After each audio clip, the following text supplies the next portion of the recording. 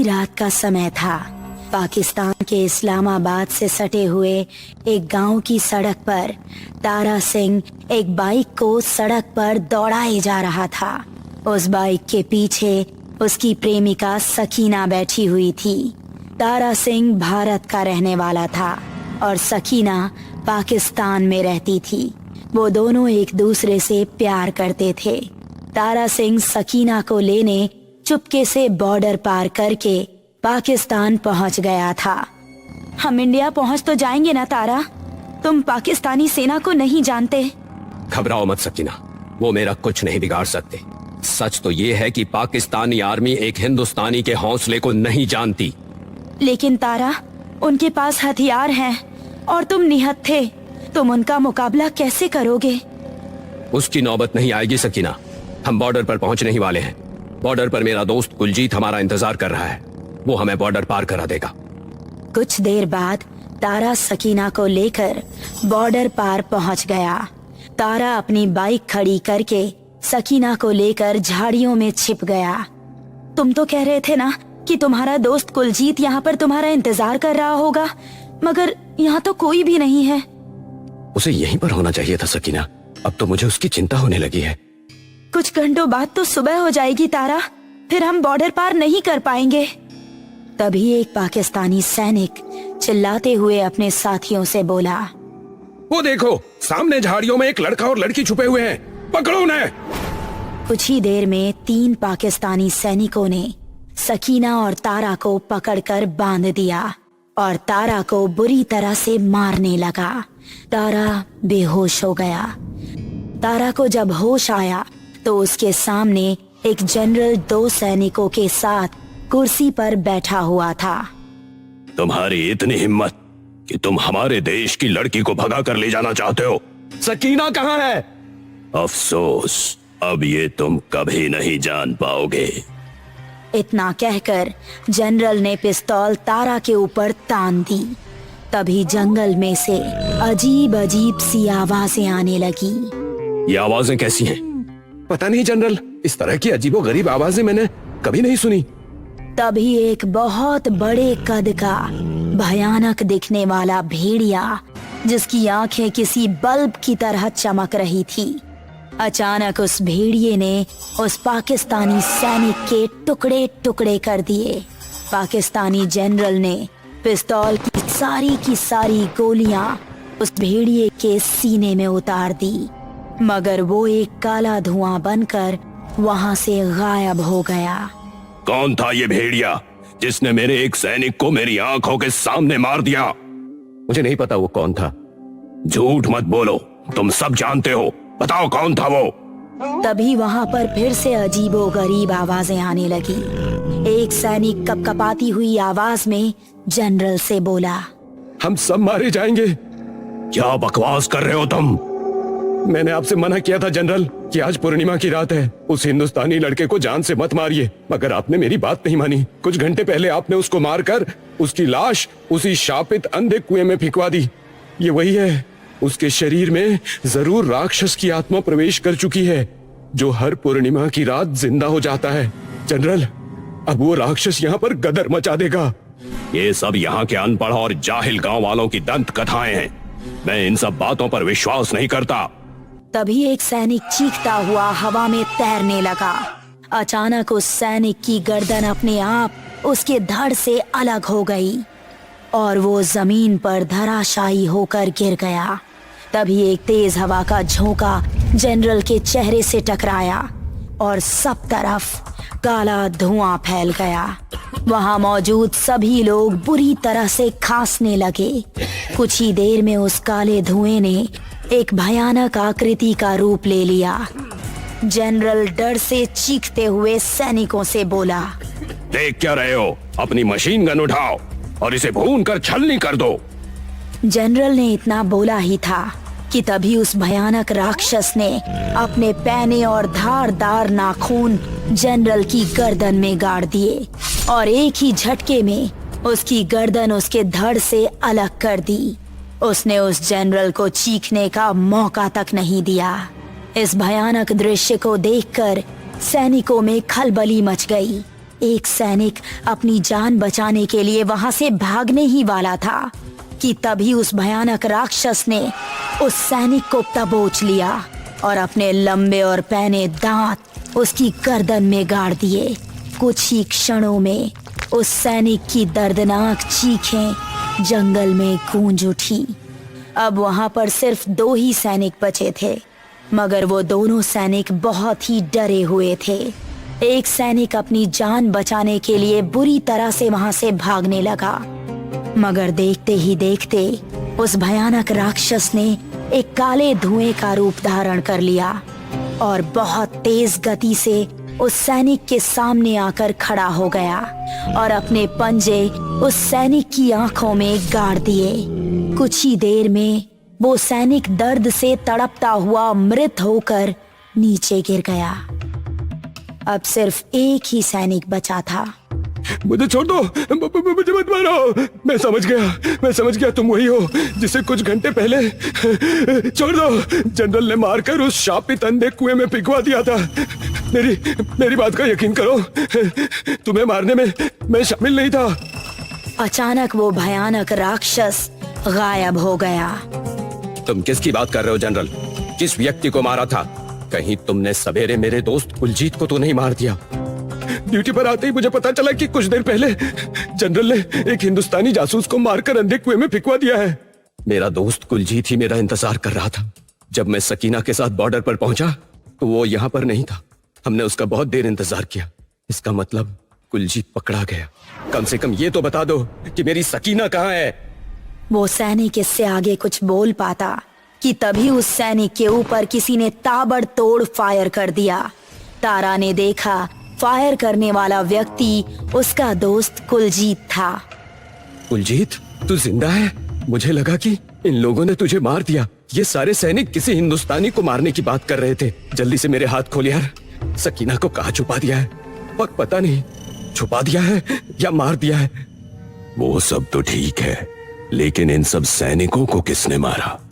तारा ने आंखों देखी सारी भयानक घटना कुलजीत को बता दी। तुझे क्या मैं बेवकूफ नजर आता हूँ? तेरे कहने का मतलब ये है कि इन सबको एक राक्षस ने मार दिया है? मैं सच कह रहा हूँ कुलजीत। एक सैनिक जनरल से बोल रहा था कि उसने किसी हिंदुस्तानी को मारकर शापित अंधे कुएं में फेंकवा दिया है और पूर्णिमा की रात में जो भी मृत व्यक्ति उस कुएं में गिरता है वो भी एक राक्षस बन जाता है। हम दोनों मिलकर पता करते हैं कि सकीना कहाँ है।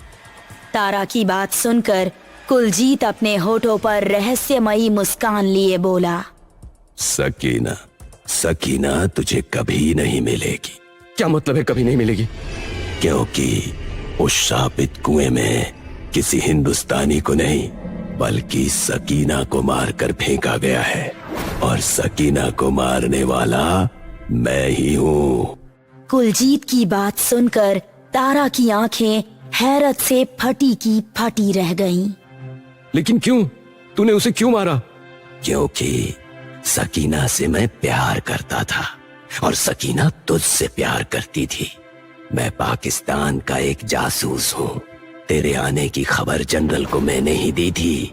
जब तू बेहोश हो गया था तब जनरल ने सकीना को मुझे सौंप दिया।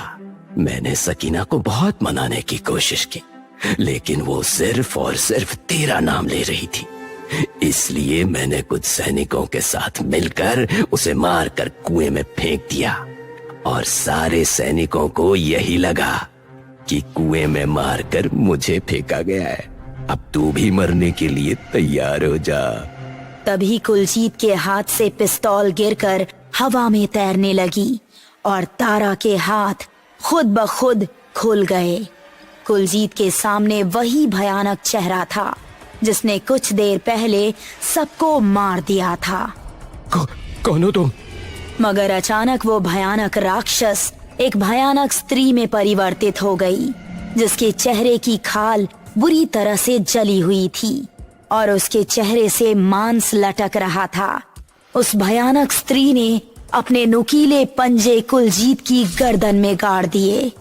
कुलजीत की एक दर्दनाक चीख जंगल में गूंज गई। वो भारी आवाज में तारा को देखकर बोली, चले जाओ यहाँ से। इतना कहकर वो वहां से गायब हो गई। तारा समझ गया था कि वो उसकी सकीना ही थी। तारा आंखों में आंसू लिए और खाली हाथ अपने देश की ओर लौट आया। रात के 12 बजे थे। अमावस की रात थी। भारत पाकिस्तान बॉर्डर अंधेरे में डूब चुका था। चरण सिंह नाम का एक भारतीय सिपाही अपने साथी के साथ टेंट की ओर बढ़ रहा था। ओए चरण सिंह, आज ड्यूटी का पहला दिन है ना? हाँ भाई, बरसों का ख्वाब पूरा हुआ। तेरा भाई फौजी बन गया। आज पहला दिन है तेरे भाई का। दिन नहीं चरण सिंह, रात। पहली रात है तुम्हारी। रात हो या दिन क्या फर्क पड़ता है, फौजी के लिए सब समान है। ओए चरण सिंह, ख्याल रखना, ये इलाका कुछ ठीक नहीं। ऊपर से अमावस की रात है, तुम्हें अकेले पहरा देना है। भूत भूत का चक्कर है क्या? हाँ भाई, तूने बात छेड़ी है तो बताता हूं। अमावस की रात सफेद साड़ी वाली औरत घूमती है यहाँ। कई फौजी भाइयों ने देखा है उसे। संभल कर रहियो। लो, आ गया टेंट, मैं चलता हूँ। साथ ही अपने टेंट की ओर निकल जाता है। चरण सिंह बंदूक पकड़कर पहरा देने लगता है। रात गहरी होने लगती है। आदमखोर भेड़िए चीखने लगते हैं। मौसम बदल जाता है और मौसम का परिणाम चरण सिंह के शरीर पर पड़ता है। चरण सिंह की पलकें भारी हो जाती हैं और उसे नींद आने लगती है। ये क्या, रोज तो ऐसा नहीं होता, मुझे नींद क्यों आ रही है? अचानक पीछे से चरण सिंह की ओर कोई तेजी से बढ़ता है। चरण सिंह की पीठ पर हाथ रखता है। चरण सिंह पीछे देखता है तो उसकी रूह कांप जाती है। उसके पीछे सफेद साड़ी वाली औरत खड़ी थी। चरण सिंह कुछ बोल पाता उससे पहले ही उसकी नजर आत्मा की नजरों में समा जाती है और चरण सिंह वश में हो जाता है। तुम्हें नींद आ रही है, सो जा। मैं सो जाता हूँ। चरण सिंह जमीन पर गिर जाता है और सो जाता है। चरण सिंह को देखकर आत्मा मुस्कुराती है और चरण सिंह को अपनी गोद में उठाकर चल पड़ती है। इधर मेजर सूर्य प्रताप को रेड अलर्ट मिल जाता है। रणजीत, सिपाही चरण सिंह को वायरलेस भेजो, बोलो अलर्ट रहे, खतरा है। हेलो चरण सिंह, सुन रहे हो? खतरा है। हेलो। चरण सिंह का वायरलेस टेंट के सामने गिरा पड़ा था और आत्मा चरण सिंह को दूर लेकर जा रही थी। Sir, no response. What? Ranjit, soldiers के साथ चरण सिंह के टेंट पहुंचो, जल्दी। Okay major, come on soldiers. 20-25 सैनिक भागते हुए वैन में बैठ जाते हैं, पर वैन स्टार्ट नहीं हो पाती। अरे इमरजेंसी है, फास्ट। वैन स्टार्ट नहीं हो रही है। व्हाट? धक्का लगाओ, धक्का लगाओ, जल्दी। सोल्जर्स उतरते हैं और वैन को धक्का लगाते हैं। इधर आत्मा चरण सिंह को लेकर दूर आ पहुंचती है और जमीन पर रख देती है। चरण सिंह के टेंट पर अचानक हमला होता है। 20-25 पाकिस्तानी आतंकी फायरिंग करने लगते हैं। छलनी कर दो, एक भी हिंदुस्तानी सिपाही बच ना पाए। टेंट में देखो, सिपाही छिपा होगा। एक आतंकी टेंट में घुसता है, पर गोलियों से छलनी होता हुआ पीछे पीछे आने लगता है। सिपाही टेंट के अंदर है, फायर। टेंट पर फायरिंग शुरू हो जाती है। टेंट से भी फायरिंग होने लगती है और हाथ में बंदूक थामे फायरिंग करते करते सफेद साड़ी वाली आत्मा बाहर आती है। भागो।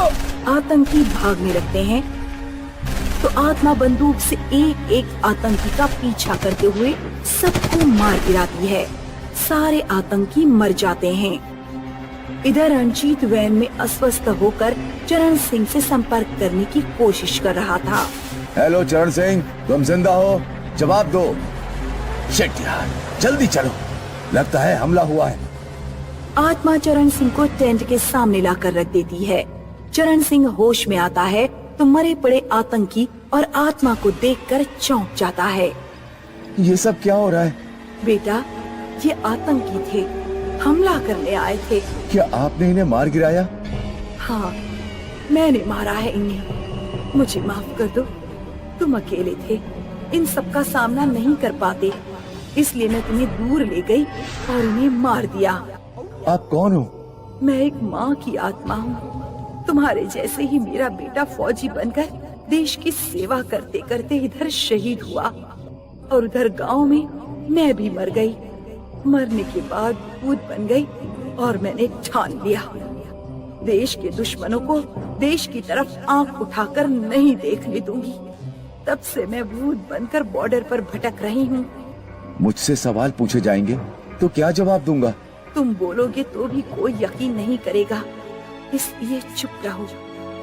वो लोग आ गए हैं, मैं चलती हूँ। जब भी जरूरत हो इस माँ को याद करना, आ जाऊंगी। आत्मा गायब हो जाती है। रंजीत सोल्जर्स के साथ टेंट आकर देखता है तो सारे आतंकी मरे पड़े हैं। खतरा टल चुका है। चरण सिंह अकेले आतंकियों का खात्मा कर चुका है। चरण सिंह, तुम्हारी जय हो। जय करनी है तो उस माँ की करो जो माँ फौजी बेटे पैदा करती है और देश की हिफाजत करती है। बोलो भारत माता की